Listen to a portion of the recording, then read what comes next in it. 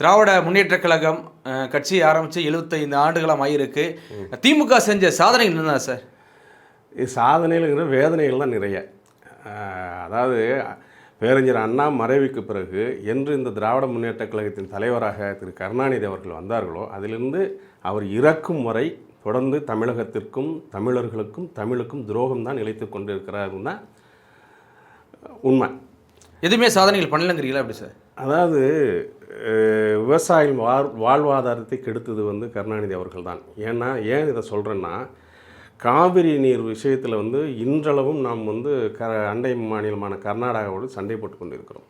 அதுக்கு தீர்வே இதுவரைக்கும் கிடைக்காம முழுக்க காரணம் வந்து இந்த கருணாநிதி தான்.